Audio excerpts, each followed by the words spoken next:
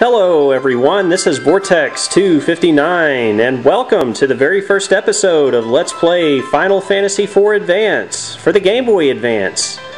I've really been looking forward to playing through this game with you guys for quite some time now because Final Fantasy IV is one of my favorite Final Fantasy games.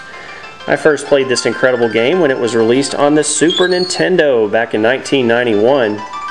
I used to rent this game a lot, and I probably spent more money renting it than the game actually cost. That's probably because Super Nintendo games used to be very expensive back in the day. I specifically remember that this title cost over $70 at one of my local stores. It was probably Sears or Toys R Us or one of those. We didn't have GameStops back in those days, kids. But I finally received this game for my 16th birthday in 1992, and I still own the cartridge to this day. Now this version of Final Fantasy IV that we're going to be playing through is the North American version that was released for the GBA on December 12th of 2005. This version features slightly enhanced graphics over the Super Nintendo version, and it also sports a much better translation. Unfortunately though, this North American version of Final Fantasy IV does have its flaws, most notably with its very laggy and buggy battle system. These were very annoying to deal with during my first playthrough of the game, but I eventually dealt with that, and I finally finished this game in September of last year. And I'll be explaining some of these problems and bugs and glitches and so forth a little bit later, and I'll also explain how I plan to deal with those. But for now, let's go ahead and start the game. Let's just select New Game from the menu here and watch the opening scene. That's some pretty epic sounding music to start with. I really like this score. Well, we're going to start off with 5 large airships soaring across the world. Is this part of a military fleet? Perhaps on some big mission? Well, we're going to zoom in on one of the airships. Looks like a captain and his crewmen. The captain is clad in dark armor. One of the crewmen says, "Captain, we will arrive at Baron shortly." The captain's name is Cecil. He says, "Very well." Now the crewmen are going to start talking to each other. The captain seems kind of down. After what we did, who wouldn't be? "Oh no, what did you do?" "Orders are orders, but killing innocent people to get crystals isn't right." "Killing innocent people? These must be bad guys." Well, we're going to have a flashback here when Cecil and his crew invaded a town, and they're now forcing their way into this house, and looks like they're taking out 2 black wizards and a white wizard, and there's also an elderly gentleman. "Oh no, you're not going to kill the old guy, are you?" "Oh, I guess they're just going to knock him out of the way." Well, that frees the path for Cecil to steal their crystal. Shame, shame. You're a naughty boy, Cecil. I bet your mom would be very ashamed of you right now.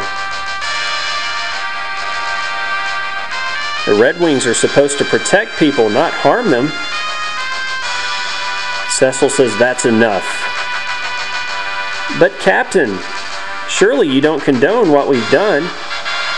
"All of you listen well. The raid on Mysidia was imperative. His Majesty and his council concluded that the Mysidians and their broad knowledge of the crystals posed a serious threat to our kingdom. For Baron to prosper, we need the crystals. As soldiers of the Royal Air Force, we must achieve this by whatever means necessary." Well, if you played Final Fantasy II, you'll recognize the name Mysidia. Well, Captain and his crew must be feeling a little bit guilty about what they've done, but they don't have time to think about that for long. One of the crewmen says, "Captain, monsters sighted dead ahead." Cecil says, "Prepare for battle." Alright, so we're going to be thrust into the very first battle of the game, and I'll be explaining the battle mechanics of Final Fantasy IV a little bit later. This is going to be an automatic battle sequence. It's going to be Cecil versus 3 floating eyeballs, and he's going to use his red fang item and burn those eyeballs to a crisp. Uh-oh, one of the crewmen's hurt. Cecil says, "Are you alright?" "We've got more hostiles." "Uh-oh, more on the way." This time we're going to be pit against a large bird called a zoo. but it's going to be no match for Cecil's blue Fang item, which electrocutes it with lightning damage. Is everyone okay? All accounted for, sir. We've been encountering a surprising number of monsters lately. Could it be some kind of omen? Uh-oh, that doesn't bode well.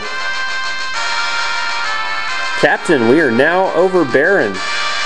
Cecil says, very well. Prepare for landing. So it looks like they've arrived back at their home destination. And this fleet of airships, I guess, is called the Red Wings, which is very fitting for 5 very large red airships.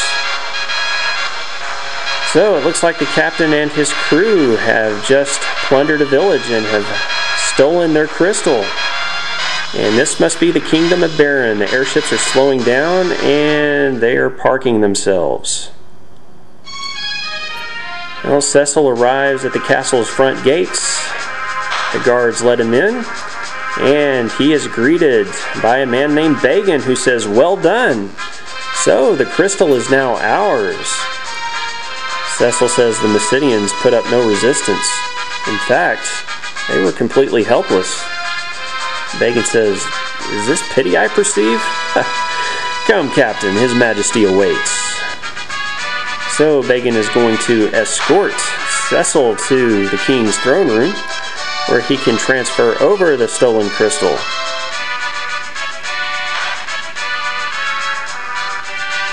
And he pushes him back and says, if you'll excuse me, Captain, I must speak to His Majesty in private. Please wait here. I'll be right back. I'm just going to narc on you. So Bagan goes into the King's throne room and says, Your Majesty, I'm afraid Cecil can no longer be trusted. He clearly questions your authority. The King says, I suspected as much. It matters not, though, so long as I obtain the crystals. Send him in. Yes, Your Majesty. Captain, His Majesty summons you. All right, time to hand over some stolen loot. The King says, the Kingdom of Baron hails your return. May I have the crystal? Yes, Your Majesty. And Cecil hands over the stolen Mysidian water crystal to Bagan, who hands it to the King, who says, so, this is the crystal. What splendor. You're dismissed, Cecil. But I guess Cecil has a conscience on him. He bravely goes back to the King and says, Your Majesty. Yes? Captain, what is it? Your Majesty, forgive me, but what are your intentions? My men are confused and displeased. The King says, and you? Do you question my command? No, I only ask silence. Dissension only leads to treason, and that I will not tolerate. I hereby relieve you of your command of the Red Wings. Oh no!